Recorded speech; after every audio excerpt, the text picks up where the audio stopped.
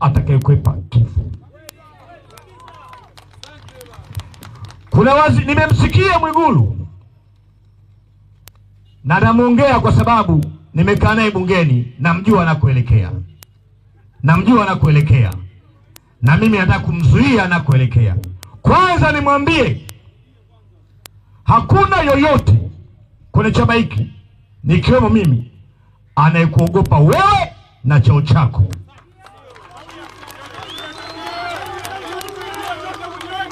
Zile kauli zake mimi nilikuwa nazisikiliza, 70% alikuwa ananitumia mimi ujumbe, na mimi nakuhakikishia sikuogopi. Na nitakuwa hapa Dodoma, tuma watu wako. Asubuhi nafanya mazoezi, mmetufikisha mahali uoga umepoteza thamani. Huyu alikuwa anaongea ovyo.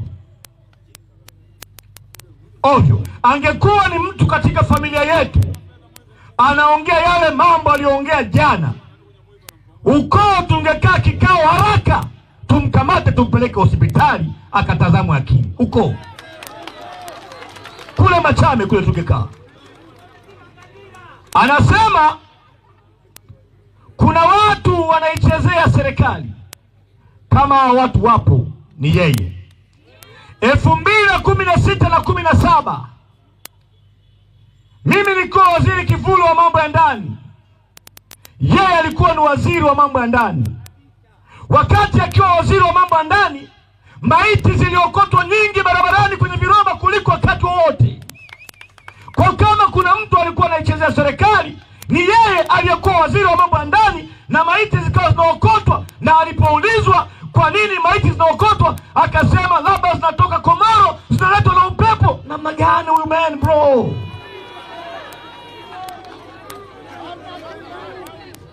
Sikiliza.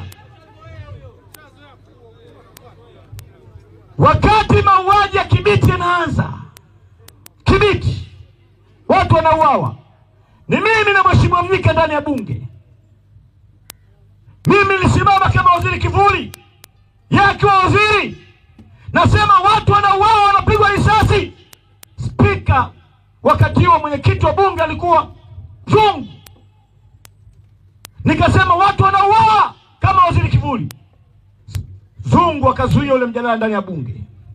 Mwigulu alikuwa waziri wa mambo ya ndani, anasema kule Kibiti kulikuwa na hujuma. Kama hujuma zilikuwepo na yeye ni waziri wa mambo ya ndani, hizo hujuma alisimamia yeye. Badala yake tulipoongea wale masuala ya Kibiti ndani ya bunge, sikiliza Dodoma, wakataka kumkamata Mnyika na mimi nikapata taarifa, nikachukua teksi Dodoma, nikakimbia nikaenda Arusha, nikaambiwa nataka kukamatwa, nikakimbia nikaenda ubalozi wa AU. Mnyika sio alijificha wapi, Mnyika daka, kwa sababu tumeongea habari ya watu kuwa Kibiti, yeye akiwa waziri wa mambo ndani. Mama gani huyu? Haya mambo akiwa anaongea songeza rani, ampige kamba familia yake. Ndugu zangu, Mwigulu akiwa waziri wa mambo ndani, Beni Sanane alitekwa. Mimi nikiwa waziri kivuli, tukaanza kumtafuta Beni Sanane. Wewe Mwigulu, nakwambia uliniambia mimi ya kwamba umefuatilia ishu ya Beni Sanane na umeongea na ofisi ya DCI. Kuna mahali umefika, umeambiwa urudi nyuma. Njoo uambie umma, aliyekwambia urudi nyuma ni nani?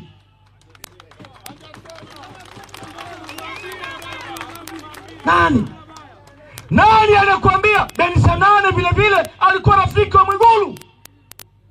Beni Sanane ameuawa, mimi nimekwenda nyumbani kwake, nimekaa naye kama waziri kivuli na kama rafiki. Akaniambia nitafuatilia. Amefuatilia, akaniambia nimeambiwa niachane na hili jambo. Aliyekwambia uachane hilo jambo ni nani? Mwigulu, sikiliza, maneno haya umeniambia wewe, na kama nasema uongo, baba yangu, mama yangu, mke wangu na mimi nife. Njoo sema kiapo hichi wewe. Njoo sema kiapo hichi wewe. Ama gani huyu? Alafu unasema nendeni mkasome katiba mjue mkuu ulivyo na nguvu, una nguvu ya waziri mkuu, tuna nguvu ya Mungu.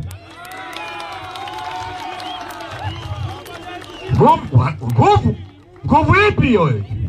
Nguvu ipi? Hauendi chooni wewe? Nguvu ipi hiyo unayo? Nguvu ipi? Ama tumtamkie neno huyu? Tulia, nilifanya kikao na Mungu ndani ya siku 2 hizi. People, Mwigulu anasema waliompiga Benistani Mheshimiwa Lissu risasi ni nani? Ni mchezo. Alikuwa waziri wa mambo ya ndani wakati Lissu anapigwa risasi.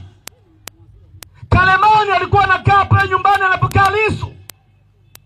Lissu anapigwa risasi, Bernard Kalemani anampigia Spika Ndugai simu. Haya maneno katuambia marehemu Ndugai. Anamwambia, nimepigiwa simu, naambiwa kuna watu wanakwenda kuchukua kamera nyumbani kwangu.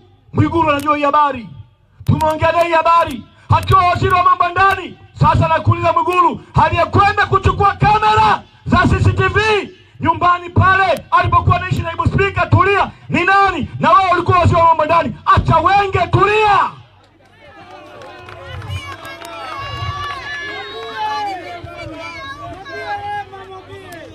Ndugu zangu, Mwigulu alikuwa mratibu wa kampeni za CCM Arumeru Mashariki. Wakati ule tuna uchaguzi mdogo wa Nasari. Msafiri Mbwambo alichinjwa, mwanachama wetu, katibu wetu wa kata, mwenyekiti wa kata ama katibu wa kata, alichinjwa kwa chainsaw. Mimi nikaja bungeni, nikakutana Mwigulu kantini, nikamwita, nikamwambia, damu ya msafiri unao wewe? Na ndipo hapo mimi urafiki wangu na Mwigulu ulianza. Akalia nje, toka pembeni, tukasimama kwenye maua, analia. Nikilimwita nikamwambia, you blood sucker, wewe mnyonyaji wa damu ya msafiri Mbwambo unao. Akaanza kujitetea, na alivyomaliza kujitetea tukaungana, tukawa marafiki. Kwa nini tulikuwa marafiki? Sababu labda nahisi alipata kiti. Igunga alikuwa mratibu wa kampeni wakati wa uchaguzi wa Rostam. Vijana wengi wa Chadema wakauawa wakati ule Rostam Azizi ameondoka, tukaenda kwenye uchaguzi mdogo. Alikuwa mratibu, vijana watu wengi waliuawa. Ndugu zangu, sasa juzi ameketekwa msaidizi wa Mheshimiwa Lissu, David Jumbe. Mwigulu na David Jumbe ni marafiki kama ambavyo sisi na yeye ni marafiki. Uongo? Ila Mwigulu na David Jumbe ni marafiki kuliko sisi. Kwa nini ametengeneza hii narrative? Naomba mnisikilize. Mimi hobi yangu kubwa ni kufikiria, kusoma vitabu na kuangalia movie za kimafia. Hobi yangu kubwa. Kwa nini amejenga hii narrative? Kuna kitu anakiandaa mbele. Kuna kitu anakiandaa. Anasema kuna serikali inahujumiwa. David Jumbe rafiki mkubwa wa Mwigulu, wanatoka wote mkoa wa Singida. Kwenye yale kauli yake amtaja tajina. Maana yake nini? Kama waziri mkuu anasema serikali inachezewa na kuna watu wanahujumu serikali, kesho watamuua Mnyika. Kwa sababu waziri mkuu ameshatengeneza hiyo narrative, nyie mtasema serikali inahujumiwa, lakini kumbe serikali ndio inapiga hizo dili men. Anatengeneza narrative.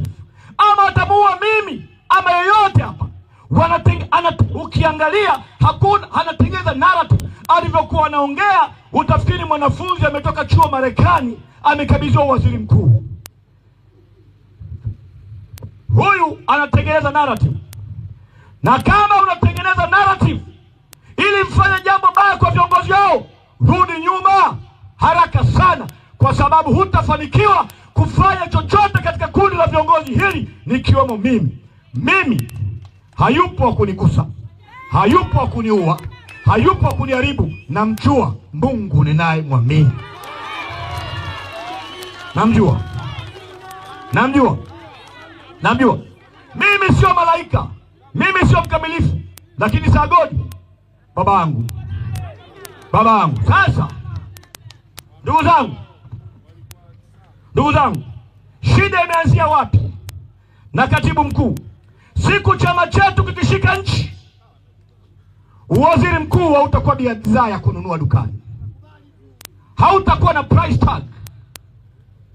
Ukianza kuona nafasi ya waziri ama nafasi zote ndani ya serikali, hata kama ni Chadema tukishika mamlaka, waziri mkuu kwa na price tag, kwamba mwenyewe atakuwa waziri mkuu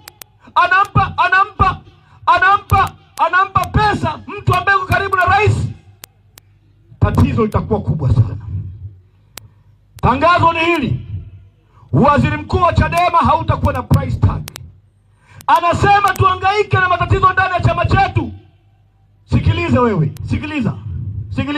Nyie ndio mmeiba kura, nyie ndio mko madarakani. Hamtaki kusemwa, achia madaraka, rudi kwa mke wako, kaa na mke wako, full stop. Hawa watusema umekalia ofisi ya serikali, wanataka usisemwe. Ofisi ya serikali sio jiko lako, ofisi ya serikali sio nyumba ya baba yako. Hiyo ni ofisi umeajiriwa, na sasa bahati mbaya mmeingia kwa unyang'anyi, kwa kuua watu. Tutakusema msikitini, kanisani, chooni, disco, bafuni. Hatutasimama kusema, hatasimama. Ndugu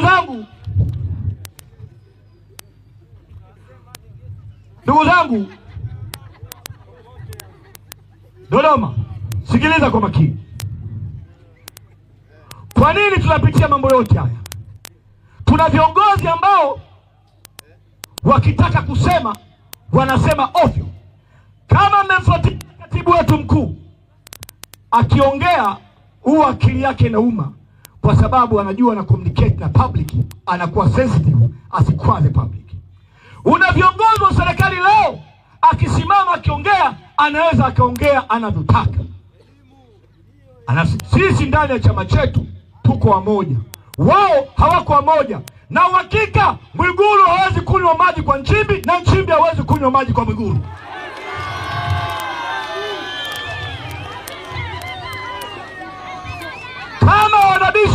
Kama wanabisha waje kesho.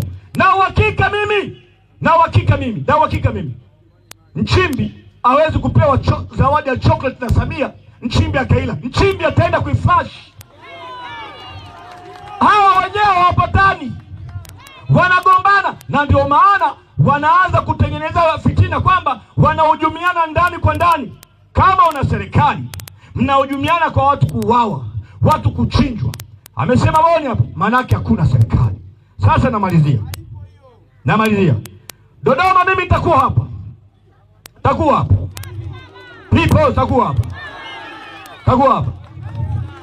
Na hao maduwazi si wako wengi hapa? Hao mimi nawamudu hize bade. Easy. Naomba sana. Tuna jambo linaitwa tone. Chama hiki hakina ruzuku hata shilingi moja. Pesa tuliyopata Arusha ndio imetufikisha mafuta hapa, na ndio kesho itaondoa watu hapa. Hiki chama ni chenu. Kama hamtachangia, manake hatutaweza kwenda mbele.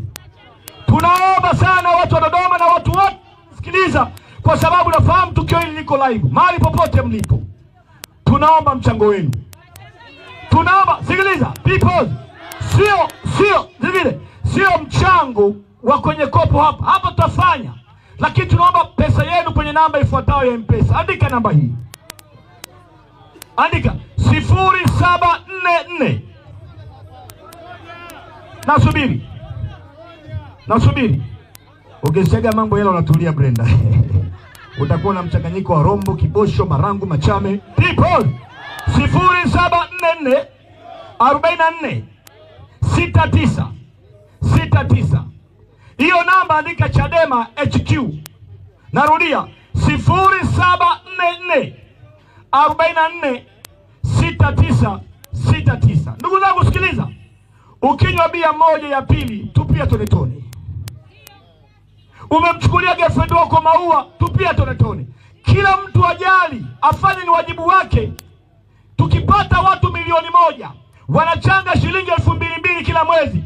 chama hiki kitakuwa kinapokea bilioni 2 kila mwezi. Tukipata bilioni 2 kila mwezi, hawa maboya watalala na ndala kitandani wakishia hawa. Kwa sababu timu zitagawanyika. Leo Peoples tungekuwa na pesa leo, Sugu angekuwa anafanya mkutano na Mainyila Morogoro. Dickson na kiongozi wetu wa Pemba wangekuwa wapi? Mpwapwa. Mimi ningekuwa Singida, katibu mkuu angekuwa hapa. Oni na Ngoto wangekuwa Dar es Salaam. Maana yake kingewaka sehemu 5 kwa siku moja. Lakini rasilimali zetu ni chache, ndio sababu tunakusanyika sehemu moja. Tunaomba sana mchango wako. Asanteni sana. Asalamu alaykum. Mungu akubariki. Asante sana. Tutafanya tone tone baadaye. Najua watu wa Dodoma mna shauku kubwa ya kuchangia hiki.